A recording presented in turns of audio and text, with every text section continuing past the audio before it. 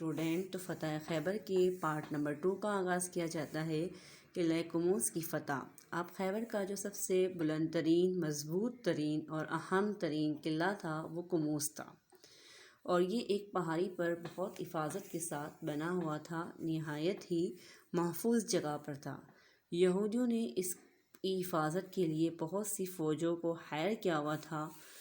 مجاہدین اسلامی لشکر میں سے بہت سو نے کوشش کی، لیکن انہیں اس پر حملہ کرنے کی، لیکن کامیاب نہ ہو سکے۔ آخرکار ایک روز نبی کریم صلی اللہ تعالیٰ علیہ وسلم نے فرمایا کہ کل صبح میں ایک علم دوں گا، یعنی ایک جھنڈا دوں گا، جس کے ہاتھوں سے اللہ تعالیٰ اسے فتح عطا فرمائے گا، یعنی کہ اس کموز قلعے کو فتح عطا فرمائے گا۔ یہ سن کر صحابہ کرام رضی اللہ تعالیٰ عنہ سب خواہش مند ہوئے کہ یہ سعادت انہیں نصیب ہوگی۔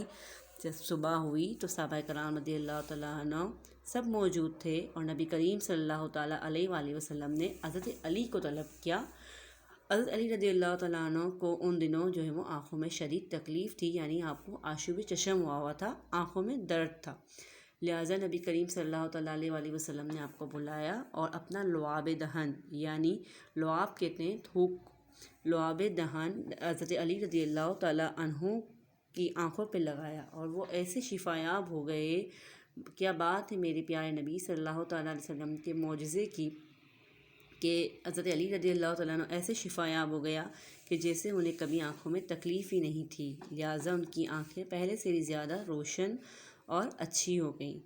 پھر آپ صلی اللہ تعالیٰ علیہ وآلہ وسلم نے حضرت علی رضی اللہ تعالیٰ عنہ کو اپنا پرچم عطا فرمایا اور مقابلے کے لیے روانہ کر دیا۔ جب حضرت علی رضی اللہ تعالیٰ عنہ قلعہ کموز کے لیے کی فتح کے لیے گئے، تو آپ کو ایک بات بتاتی چلوں یہاں پر کہ قلعہ کموز کی حفاظت کے لیے جو یہودی تھے انہوں نے ایک پہلوان کو مقرر کیا تھا جس کا نام تھا مرہب۔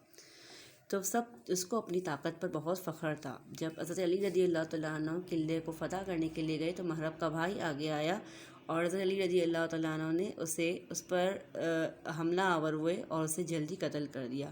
پھر مرہب خود آیا جسے اپنی طاقت پر غرور تھا، لہٰذا حضرت علی رضی اللہ تعالیٰ عنہ نے مرہب کے سر پر تلوار کا ایسا وار کیا کہ وہ زمین پر گر گیا اور دوبارہ اس نے اٹھنے کی ہمت نہ کی۔ اس طرح آخرکار قلعہ کموز بھی فتح ہو گیا، اور خیبر کے معرکے میں یعنی جنگ میں جو یہودی مارے گئے وہ 93 تھے، یعنی 93، جبکہ مسلمان 20 یعنی 20 مسلمان شہید ہوئے۔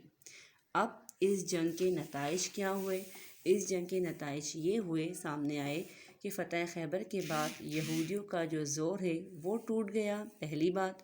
دوسری بات، اسلام کی نشر و اشاعت میں جو رکاوٹ آ رہی تھی وہ دور ہو گئی اور اسلام تیزی سے پھیلنے لگا۔ تیسری بات، اسلامی فتوحات کے دروازے کھل گئے، اور اسی طرح خیبر کے بعد مکہ بھی فتح ہو گیا۔ اور اس کے علاوہ ایک دوسری بات آپ کو بتاتے چلوں کہ خیبر کے جو یہودی جو رہ گئے تھے انہوں نے نبی کریم صلی اللہ تعالیٰ علیہ جو شکست جنہیں ہو چکی تھی، ان یہودیوں نے نبی کریم صلی اللہ تعالیٰ علیہ وآلہ وسلم سے یہ درخواست کی کہ آپ ہمیں یہاں رہنے کی اجازت دے دیں، ہم یہاں پر باغ اور کھیتوں کی حفاظت کریں گے، ان کی دیکھ بھال کریں گے۔ یاد رہے کہ یہ باغ اور جو کھیت وغیرہ تھے یہ اب مسلمانوں کے حصے میں آ چکے تھے۔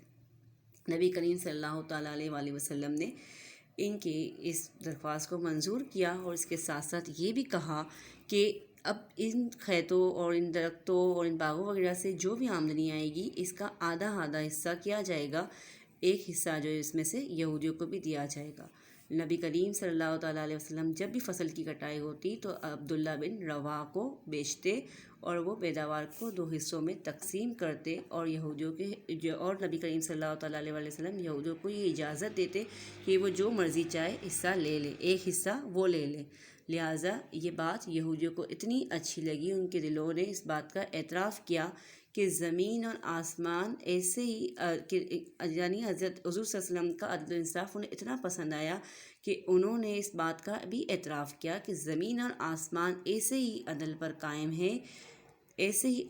قائم ہے، لہٰذا وہ لوگ بھی مسلمان ہو گئے۔ تو یہ پیارے آقا محمد صلی اللہ علیہ وسلم کی سنت کریمہ ہے۔